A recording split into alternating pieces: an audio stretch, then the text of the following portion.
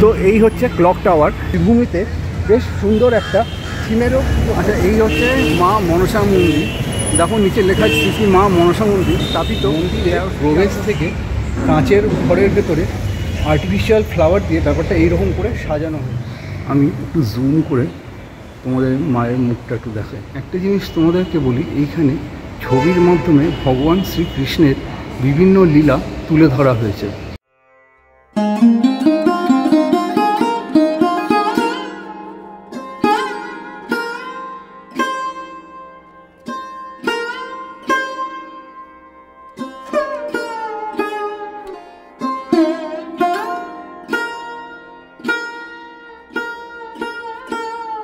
বাংলা সাহিত্যে যে সকল মঙ্গল কাব্য রয়েছে তাতে বিভিন্ন দেবদেবীর কথা বর্ণিত আছে।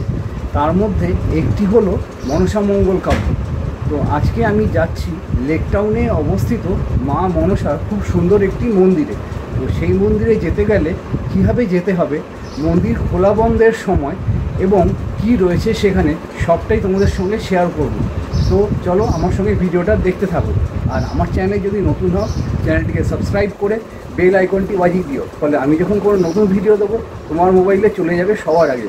আর ভিডিওটি ভালো লাগলে একটা লাইক করে দিও আর প্রচুর শেয়ার করে দিও।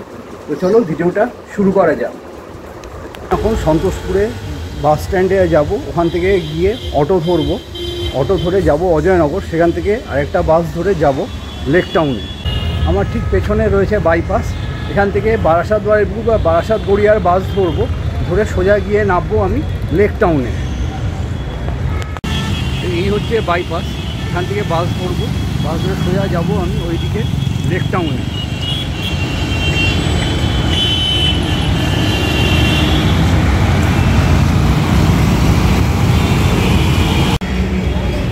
তো এই হচ্ছে ক্লক টাওয়ার। তো আমি এসেছি ওই দিক থেকে, এসে নেমেছি লেক টাউনে। এই হচ্ছে ক্লক টাওয়ার। ক্লক টাওয়ারের এই পাশ দিয়ে এই যে রাস্তাটা, এটা হচ্ছে ক্যানাল রোড। আর এই যে রাস্তাটা গেছে এটা হচ্ছে লেক টাউন রোড, যেটা কানেক্ট করেছে যশোর রোডকে। আমি এখন এই যে রাস্তাটা, এই রাস্তা ধরে যাব। 5 মিনিট হাঁটলে আমি পৌঁছে যাব মা মনসার মন্দিরে। আচ্ছা, যতক্ষণ না আমি মন্দিরে পৌঁছাচ্ছি ততক্ষণ তোমাদের সঙ্গে একটা ইনফরমেশান শেয়ার করি। লেক টাউনের এই যে রাস্তা ধরে আমি যে হাঁটছি, এই রাস্তায় কিন্তু বেশ বড় বড় দুর্গাপুজো হয়। শুধু তাই নয়, লেক টাউনের কাছে শ্রীভূমিতে বেশ সুন্দর একটা থিমেরও পুজো হয়ে থাকে। দুর্গাপুজোর সময় আমি যদি এখানে আসি, আমি তোমাদের সঙ্গে সেই পুজোটাও কিন্তু শেয়ার করব। আমি এই মুহূর্তে দাঁড়িয়ে আছি লেক টাউনে অবস্থিত শ্রী শ্রী মা মনসা মন্দিরে, যেটা স্থাপিত হয়েছে 1373 সনে।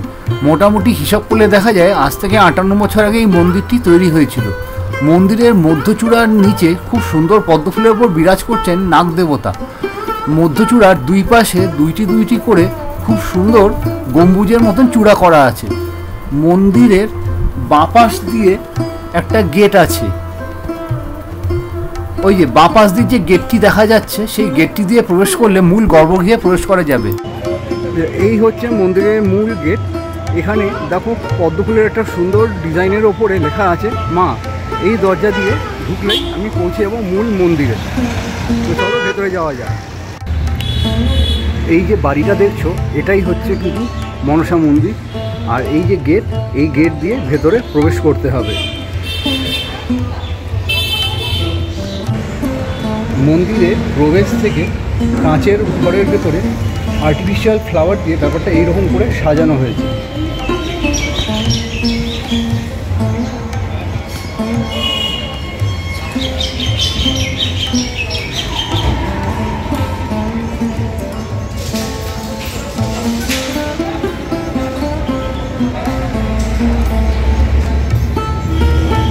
আচ্ছা দেখো, এখানে লেখা আছে শ্বেত পাথরের ফলকে শ্রী শ্রী মা মনসা মন্দির স্থাপিত সন 1373 সাল 32শে শ্রাবণ 249 লেক টাউন রোডে। যেটা তোমাদের দেখালাম গেটের মুখে লেখা আছে শ্রী শ্রী মনসা মন্দির 1373 সন, সেটাই এখানে প্রতিফলিত হয়েছে।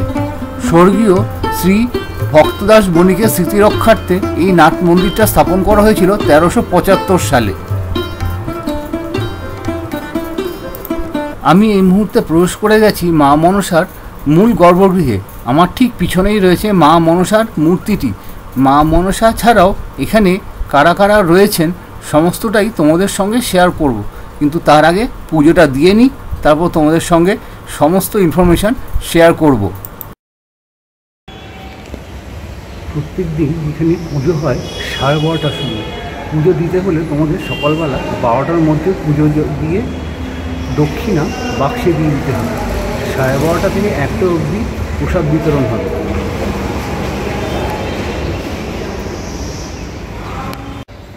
মূল গর্ভগৃহের সামনে ঠিক এতটা জায়গায় নাট মন্দির রয়েছে, কতটা বড় নাট মন্দির। শুধু তাই নয়, এখানে যে দোতলায় যে জায়গাটা দেখছো, এখানেও কিন্তু ভক্তরা দাঁড়িয়ে মা পুজো দেখতে পারে। আমি এই মুহূর্তে দাঁড়িয়ে আছি মায়ের বিগ্রহের ঠিক সামনে। মায়ের দুই পাশে তার দুই সখী নেতা এবং সনকা বিরাজমান। মায়ের পদতলে রয়েছে তার বাহন হাঁস। মায়ের ডান দিকে নিচে রয়েছেন ভোলা মহেশ্বর এবং তার স্বামী জরৎকারু মুনি। ডান দিকে রয়েছেন চাঁদ সদাগর এবং তার পুত্র আস্তিক মুনি। একটা ইনফরমেশান তোমাদের সঙ্গে শেয়ার করি। প্রতি বছর 17ই আগস্ট এখানে মায়ের বাৎসরিক পুজো হয়। সেই সময় প্রচুর ভক্তদের সমাগম ঘটে। মায়ের এই যে শাড়িটি দেখছো, সপ্তাহে 2 থেকে 3 দিন পরিবর্তন করা হয়ে থাকে। প্রত্যেক বছর মায়ের বাৎসরিক পুজোর আগে যে সকল বিগ্রহ এখানে রয়েছে সবগুলোই কিন্তু পরিবর্তন করা হয়ে থাকে। আমি তোমাদের মায়ের মুখটা একবার জুম করে দেখাই। দেখো কত সুন্দর লাগছে মায়ের মুখটা, অপূর্ব সুন্দর।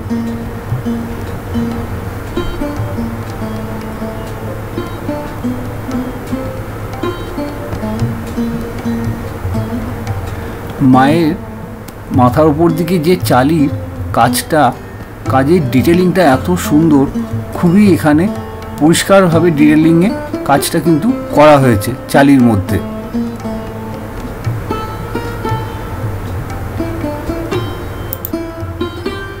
এই যে ঠাকুরটি দেখছো, ইনি হচ্ছেন মা গন্ধেশ্বরী।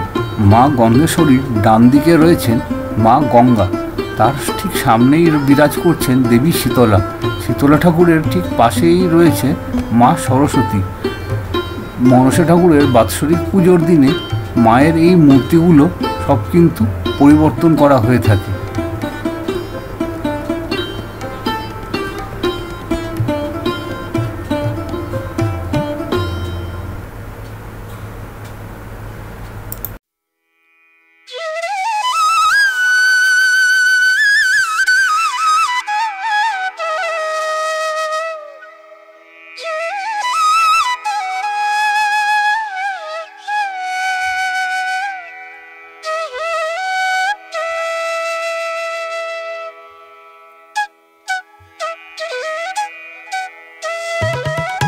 আচ্ছা, এখানে রয়েছে প্রথমে মনসার জন্ম ও শিবের ভ্রম, তারপরে রয়েছে পদ্মাপত্তি চণ্ডীকে দংশন,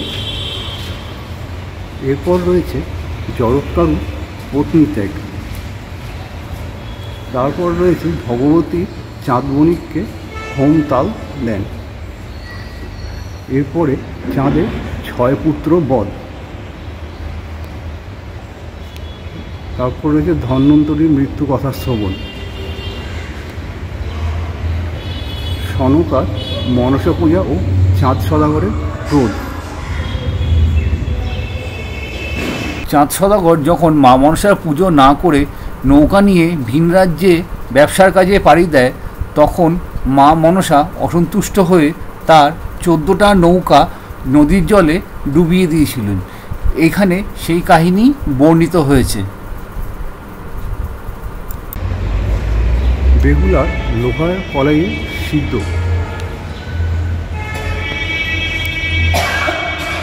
তারপর রয়েছে লোহার বাসর তৈরি পদ্মার আদেশে ছিদ্র করে যাতে কালনাগিনী সেখানে ঢুকতে পারে। এরপরে রয়েছে লক্ষিন্দরের বিবাহ, বেহুলার সাথে লক্ষিন্দরের বিবাহ হয়েছে। এরপর বাসর ঘরে বেহুলার সর্ববঙ্গ,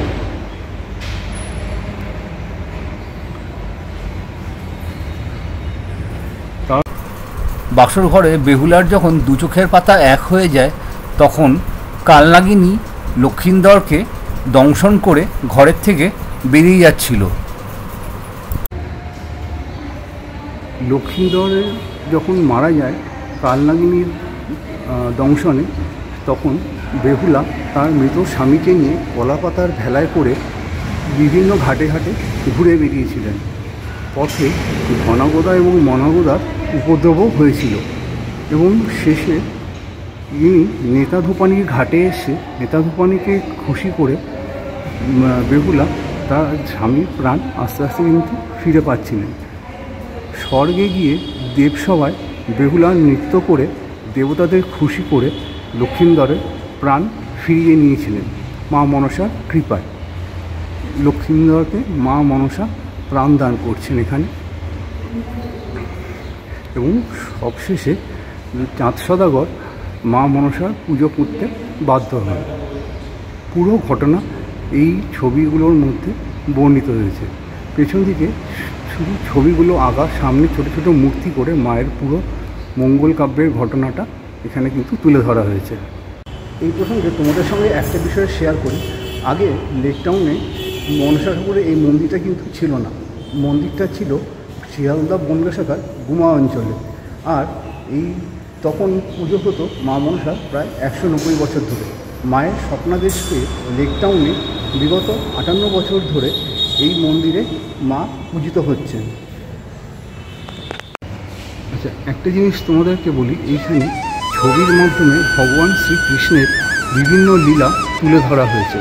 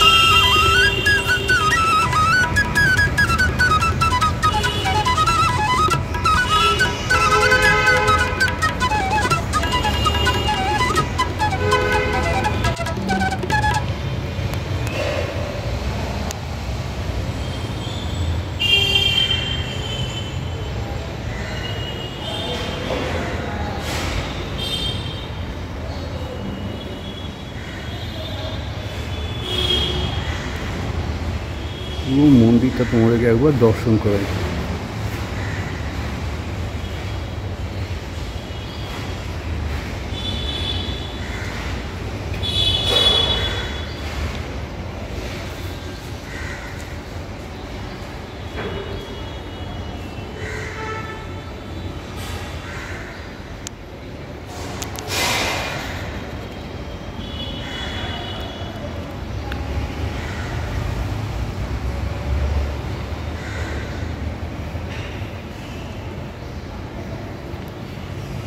মন্দিরে ঠিক এই পাশ দিয়ে এগিয়ে গেলে আরেকটি মন্দিরে চলে যেতে পারবো।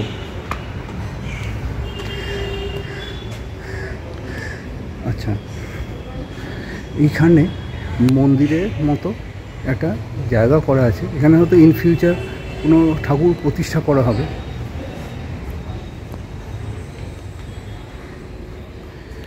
মন্দিরে এইখানে রয়েছে মা শীতলার মূর্তি, যেটা খুবই সুন্দর লাগছে।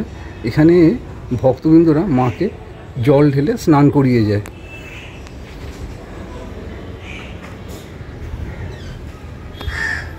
আচ্ছা, এই যে এই জায়গাটা দেখছো, এইখানে কিন্তু ঠাকুরটা তৈরি করা হয়, এখানে রেখে দেওয়া হয় ঠাকুরটা। ঠাকুর নিজে নিজেই বৃষ্টিতে গলে যায়, গলে গিয়ে ঠাকুর কাঠামোটা ঠিক সরিয়ে এখানটায় এনে রেখে দেওয়া হয়। আচ্ছা, তোমাদের একটা ইনফরমেশান দিই, এই যে গাছটা দেখছো, এই যে গাছটা হচ্ছে কিন্তু হিজল গাছ বলে। হিজল গাছ লেক টাউনে কিন্তু খুব একটা দেখা যায় না।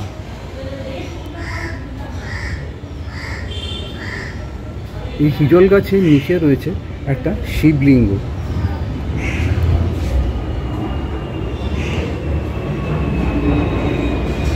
এই হিজল গাছের পাশে রয়েছে আরেকটি ছোট্ট মন্দির, যেই মন্দিরে বিরাজ করছেন শিবলিঙ্গ এবং নন্দী মহারাজ। ঠিক তার পাশে বিরাজ করছেন লক্ষ্মী এবং গণেশ ঠাকুর। লক্ষ্মী গণেশ ঠাকুরের ডান দিকে বিরাজ করছেন পবনপুত্র, অঞ্জনীপুত্র, বজরংবলী বা হনুমান, এবং তার পাশে রয়েছে মা শীতলা।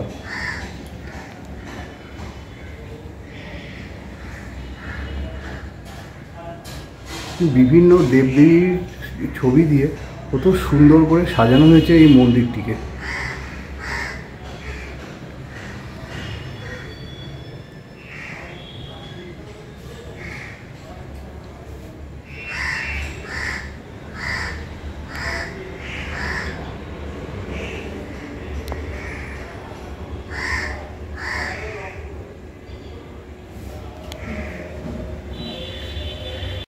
লেক টাউনে অবস্থিত মা মনসার মন্দিরের ভিডিওটি কীরকম লাগলো অবশ্যই কমেন্ট করে জানিয়ে। যদি ভালো লাগে please do like, comment, share and do subscribe. See you on next one. Till then take care, bye by.